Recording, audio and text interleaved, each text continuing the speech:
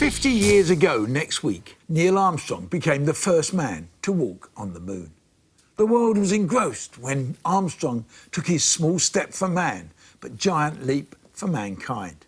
And yet within a decade, the US space programme was being decried as a waste of money in the United States. Budgets were slashed. But were the critics right back then? I remember watching that first landing on a small black and white television, and we were all so excited. We all felt we were watching history being made, and we were part of it. Surely, going where no man has gone before was a great human adventure, worth every penny of the investment. Ironically, we are now witnessing a new space race, with China and India entering the competition.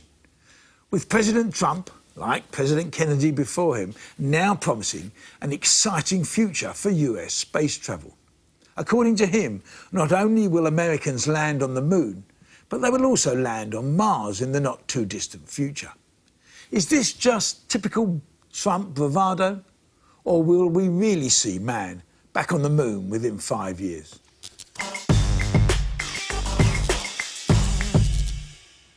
To say that I'm not a space enthusiast is an understatement, I tell you. So I'm trying. Well, even if it was someone from Hull, you wouldn't be. I wouldn't even. What about porn? What about porn? Yeah, if they were watching porn on the moon, yeah, that's like different. Yeah, Martians in porn. Yeah, but no, I'm not like. I understand. Obviously, I'm not old enough to have seen it happen real time. So I don't. It's difficult for me to relate to the excitement that you felt. I do think that it is.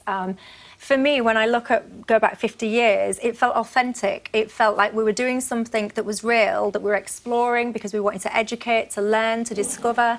Now, I fear that all of this moon and Mars exploration is down to ego. It's about countries racing to be there first, racing to spend more money, racing to go, yes, it's our country's flag that's going to be there first. And that makes me slightly uncomfortable. It also makes me slightly uncomfortable, and I'm going off topic slightly, and I'm sorry to put a dampener on your excitement, but I really don't think we should be paying foreign aid into countries like India, who are very proudly boasting about their multi-million-pound space thing that they're going to be starting to do this year. So now that I've made pod negativity onto your topic, I shall yield for someone that's slightly more positive. Well, let's just have a look. These are iconic pictures. Are you going to let's just have a look again. Amazing. It's one small step for man, one giant leap for mankind. This doesn't do anything for me. I've been to that bit of Nevada.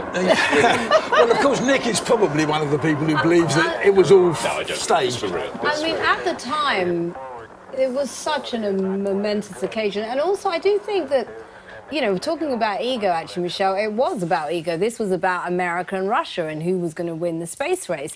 My only problem with it, but you know, it was absolutely necessary. It was a great thing. Quite right, too. My only problem with it now, though, Greg, is for people like the sort of Elon Musks and the Jeff Bezoses of this world, for them, the sort of modern-day industrialists, they see this as another alternative. You know, when all goes wrong with the world, hey, we've got Mars, we'll colonise Mars or whatever. And for me, I think, you know what? What we know for sure is planet Earth. So let's sort out planet Earth before we start worrying about space. That's absolutely the point. And can I bring in just one quote, then I'll yield to you, Carol. This is from Astronomer Royal Martin Rees. He says, "There is a tendency to see Mars as the solution to all our problems on Earth. We will just move on to a new planet and save our species. But that is a dangerous delusion. We have to solve Earth's problems here and now. Coping with climate change may seem daunting, but it will be a doddle compared with surviving on Mars." Exactly. But that's the whole point of space exploration. You can solve Earth's problems. There's medical... Well, let me tell you, there's medical research happening in space now. Let's do it on Earth. Well, we can't. That's the point. We can't. Well, I don't know why. I just read it in the science journal. I have no idea why. But it says... That's right. But listen, it says it's going to prolong lives, so it's saving lives. Also, we are speeding through our natural resources at a rate of knots. Space is full... we better stop Space that. is full of... Can I just finish my sentence here? Really, Space is full of natural resources. We can mine them and bring them... And let me tell you... We can't breathe there. Let me... No, but they're going to bring the resources back here. No, let me water. finish this. So without space exploration, you would not have GPS systems, satellites, weather predictions, solar cells. You wouldn't have those little blankets that people wear at the end of marathons. You wouldn't have the ultraviolet All right, filters apart in your from sunglasses. non-stick pans, You wouldn't have right? tea for you. What is, But Nick, can't you see that actually it's important. exciting? Yes, It but is. it's important as well. Yes. hugely. I mean, you must remember that moment, don't you? I remember it vividly. I think I would have been 9 or 10, and my late dad was news editing the Daily Mirror. So it was fantastic. So he helped put together. So I will never forget it. But the cost is extraordinary. Yeah. It's somewhere in the region, and you rightly say Jeff Bezos, Yeah. Richard Branson. Musk. Richard Branson, yes, as But it's well. going to be around £200,000. So. As there's only one member of the panel who has that sort of money, very kindly, Greg has paid, but you've got to use these tickets this year. So, Carol, it is the will of the people that you go. Greg, I'm afraid you have to go We're with never Carol. coming back, of course. Michelle, never mind Hull, you're going to space if you can get it. And this will take you out the East End of London, so good luck. But I come back to, it's great. I just wonder the challenges, and you look at what's happening, and I don't want to become too right on here, but you look at the challenges that we're slowly suffocating all our sea life. There we go. We've got everything like that. I wonder whether we should clear out the oceans before we try and go to Mars. Yes. But that's the They problem. don't, I know they're not mutually exclusive. I get it's a hard ask when with you. people are dying of hunger, you know, when there's disease everywhere. Try and sort it out here. But a lot of what's going on in space is going to help sort that out. We That's the hope. point. Well, Why is Miss My Ticket one way? Yeah, mine is Carol's right. all wrong way, actually. Carol's is Because one that, way, when, definitely one that's way. my Bond plot. I run the whole thing. Okay. I wouldn't suit the suit. There's an interesting quote from the head of Chinese lunar program. Say his name, Greg. Say his name. Ye Pijan. Oh, well Not done. bad.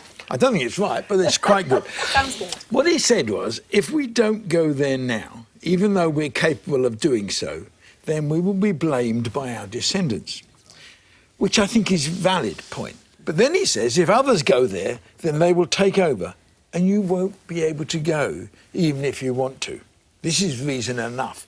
Now, is he basically saying the Chinese, if they get to certain planets, are they going to let anybody land, anybody, that's right. and they're going to be international? I can't believe it. But Greg, I tell you what we'll be blamed by our descendants for is if we let our Earth go to pot. I agree. So let's sort our happens planet if we Earth bring first, then the natural descendants can go resources? to space. How much cannabis was in that cake? Quite a lot. How do you think you're going to cure the seas by going to the entirely moon? across it. I'm not entirely across it.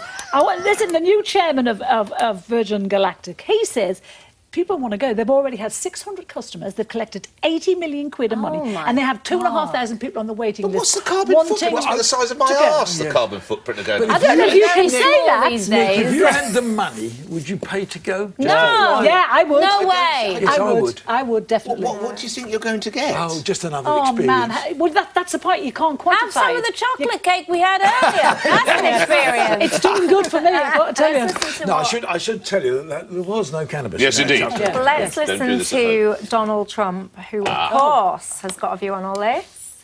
I'm thrilled to sign a new order taking the next step to create the United States Space Force. So important when you look at defense, when you look at all of the other aspects of where the world will be someday. I mean, this is the beginning. This is a very important process. That's going to be a very big part of where the defense of our nation, and you could say offense, but let's just be nice about it, and let's say the defense of our nation is going to be.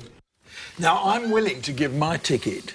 Actually, I'll give him 2 tickets. I will give one to him and one to Boris, because they're both they're both one way. One way Yes, ticket. please. Up from there. I'd love that. This is the beginning, though, according to Trump. Let's see where it ends, eh? Well, I goodness. suspect his position about defence is quite straightforward. I mean, Yeah. you know, I still think the Americans are terrified that the Speaking Chinese of where are it there. ends right here. Ah, see, I'm copying you there, Nick.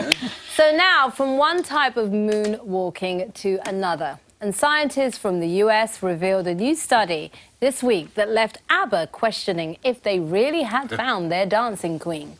Snowball, the cockatoo, broke the internet back in 2007 for his performance of the Backstreet Boys' song Everybody.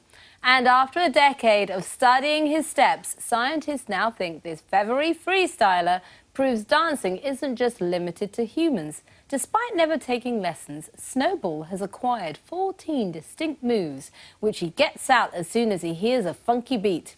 Let's take a look at him in action.